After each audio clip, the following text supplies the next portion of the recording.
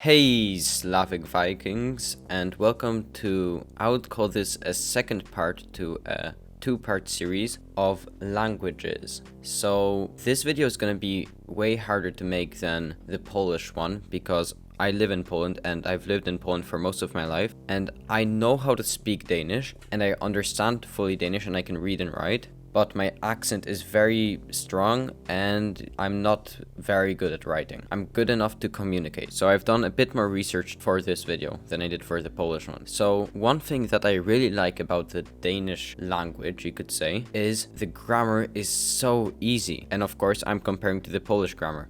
I don't know why, but in my last video, I did not talk about Polish grammar like more in depth, like the vocabulary and stuff. I regret doing that because Polish grammar, like with words and stuff, is very hard. But one thing I wanted to add to the Polish video is that in a Polish sentence, you can order the words in whatever order you want and it will be grammatically correct. There are very few exceptions, but most of the time you can do whatever you want. And that is, in my opinion, pretty amazing. It helps foreigners communicate and it sounds really cool. Some order of sentences are not heard very often and maybe are only written somewhere in olden books, but technically they're still grammatically correct. Danish grammar reminds me a lot of English grammar. I would say it's even easier than the English grammar since it doesn't have all those tenses.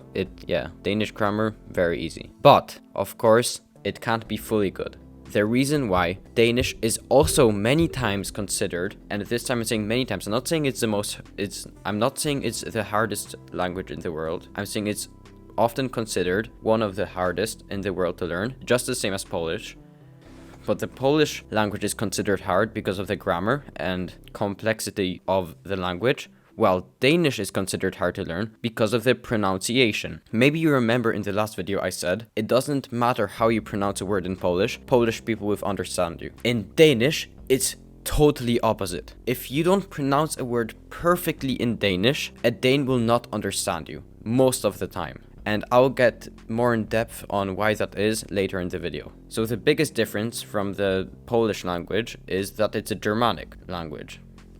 So hundreds of years ago, like 500 years ago, there was only one language in the entirety of Scandinavia. And then after hundreds of years, they've developed into separate languages and dialects and stuff. And now we have the three different Scandinavian languages of Swedish, Norwegian, and Danish. And it is true that Danish people understand Swedish people and they all understand each other. Most of the time they have to speak slower. And me, who isn't totally fluent in Danish, but I can communicate with Danish people, it is very hard for me to understand Swedish and Norwegian. They have to speak very slow for me to understand them.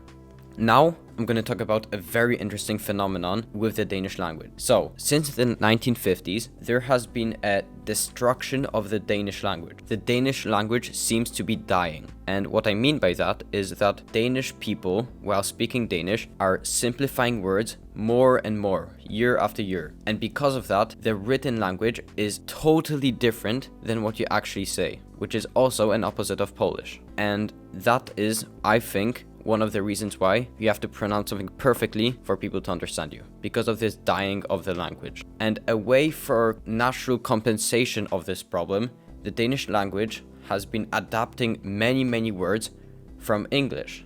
So it is very normal in a Danish conversation to just randomly use English words and it will even be considered grammatically correct. That is unheard of in Polish. So before we move on, I'm gonna play you a clip of the Danish language. Undskyld mig. Kan jeg få det særlige burgersæt? Ja, vælg venligst mellem pomfrit eller salat. Salat, tak. Okay, hvad vil du have at drikke til? Cola, tak.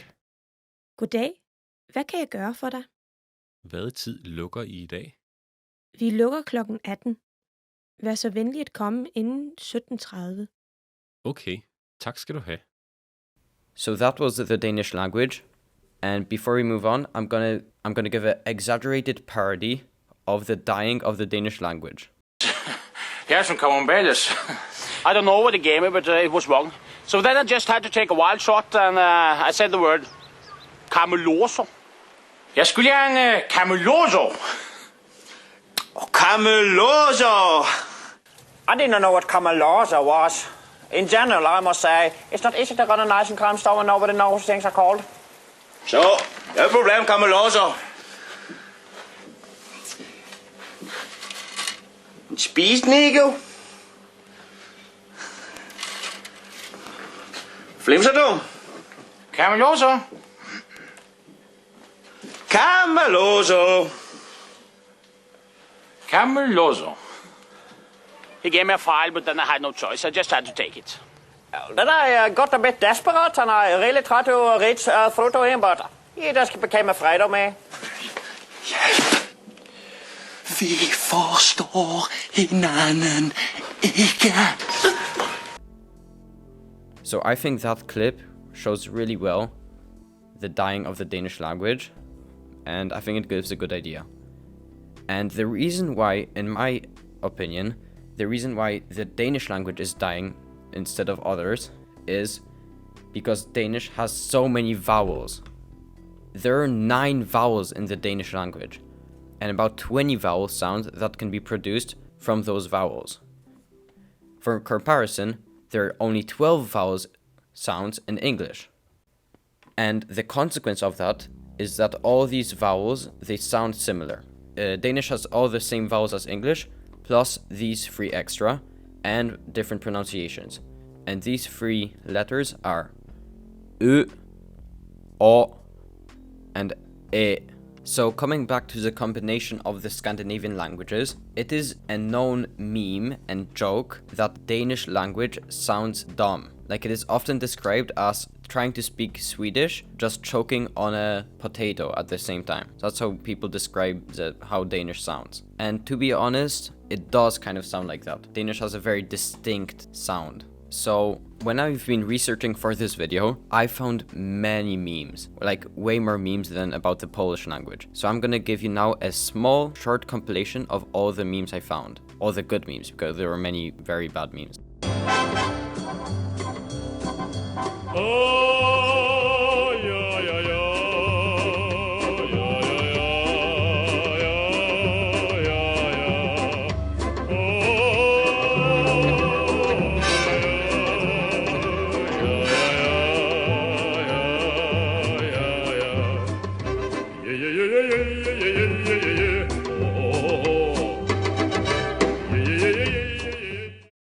So those were the memes, and now let's go to the last topic of this video, and that is Danish numbers. The last meme in that compilation was about the Danish numbers. So the Danish number system, actually, my dad explained it to me, works in a very interesting way. So just like in German, first you say the last number, and then you start with the bigger number. Like when it's 11, or when it's like 23, you start saying 3, 20, but it's even more confusing. And I don't really want to explain it, but you can just see here the mathematics in it. And I think that's just kind of funny. Anyway, I think that is gonna be it for this video. It was actually pretty fun to make. And now I can say, as always, farvel, żegnam, and goodbye.